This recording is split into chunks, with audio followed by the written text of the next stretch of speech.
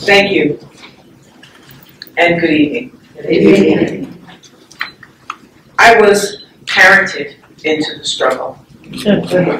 My sister, my brother, and I. We had our picket signs.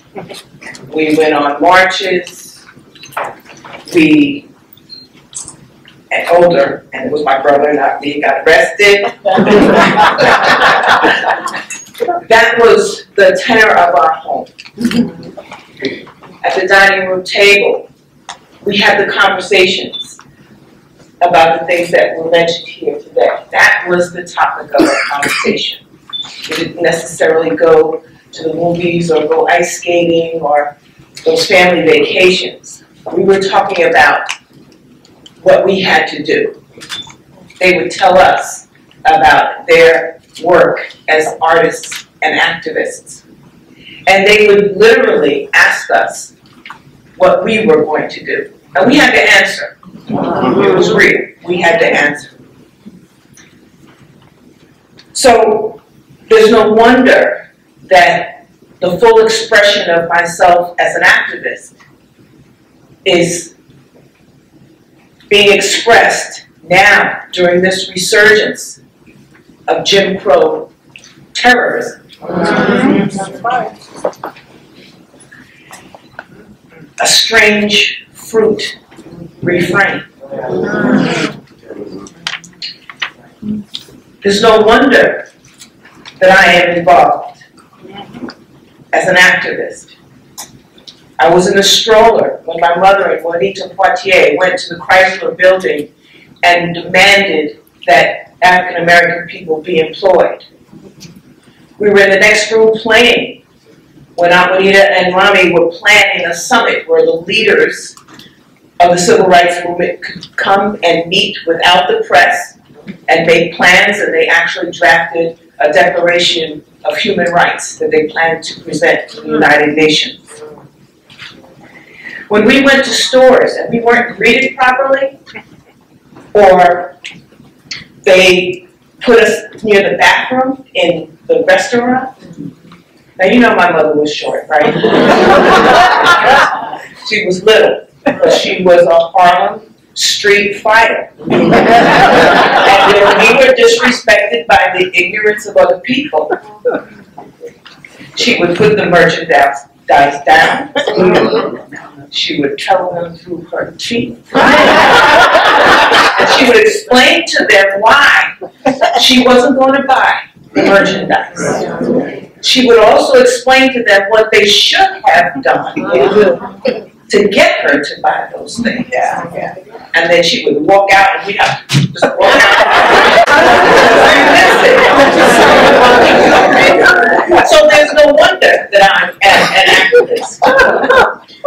When my four little sisters, Addie Mae Collins, Cynthia Wesley, Carol Robinson, Carol McNair, were killed in Birmingham, we boycotted Christmas. That was the call. Do not buy anything. And we boycotted Christmas. No wonder that I am an activist. I remember as a teenager getting ready for school one morning, high school, and my sister and brother were gone, and of course, as any other teenager would do, you raid the closet of your sister and your brother to find a nice cute thing for your outfit. I went into my sister's room. There was a man sleeping in her bed. Okay. Went to my brother's room. A man sleeping in his bed. Okay. On the way out, saw in the living room another man sleeping on the couch. I found out later that my parents had hidden the Black Panthers. That was normal. So no wonder I'm an activist. When my parents and my son went to support the murder of Amadou Diallo, my son got arrested. Okay. No wonder my parents sent me to speak on their behalf at a rally for Mumia Abu-Jamal, only requesting a fair trial, just a fair trial. No wonder they sent me. No wonder I've turned into a literary and a visual activist. No wonder, because at 89, my mother stood in solidarity with the Kenneth Chamberlain family. Kenneth Chamberlain Sr. was a 68-year-old veteran of the Vietnam War, and his medical alert went off accidentally early in the morning.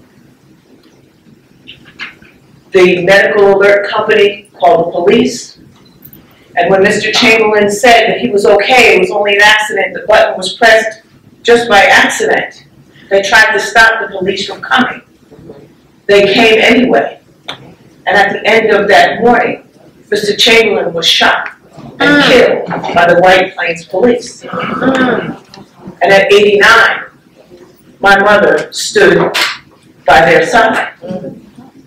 So no wonder that I am still working with the Chamberlain family in support of getting the Department of Justice to hear that case.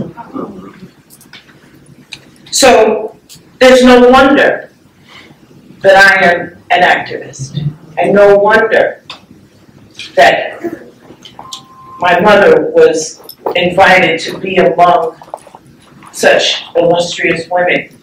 Women who I recall as her peers. You all would call on the phone, or you were with her when something was done, and I'm very honored to represent her at this occasion.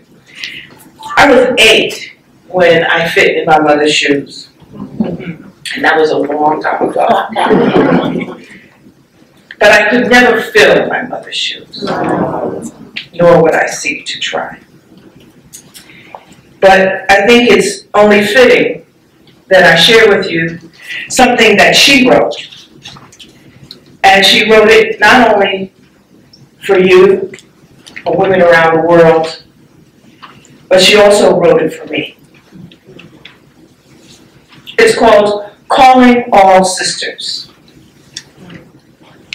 Calling all sisters, calling all righteous sisters, calling all sisters, calling all women, calling all righteous women, calling all women to steal away to our secret place, to have a meeting face to face, look at the facts and determine our pace, calling all women. We want to reach first and second and third world women. Come together, women in and outside the power structure, working women, welfare women, come together. Women who feel alienated and isolated, women who are all frustrated, women who have given up women, women questioning women, women unpolarized and unorganized, ostracized, tired of being penalized. Come help us start to bridge the gaps, racial, cultural, or generational. We want action and veneration. These men, they just ain't doing it. They've had hundreds of years, and now they're about to ruin it. Kitchen, office, ex-prison women, singing, dancing, diapering women, old and young and middle-aged women. Make this scene, oh yes, and bring your lunch. Problems, common problems that we make and cause each other, sister, daughter, and old grandmother, female child. You can bring your little brother. Saddle your mule, grab a cab, bike it, limo, or pick him up and lay him down. Democracy or socialism, feminism, communism, here and now, or futurism.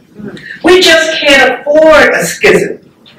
We've got to get together or die. Now is the time for an evolution. Let's all search and find a solution for how we'll make the next revolution or die. Oh yes, don't forget your lunch.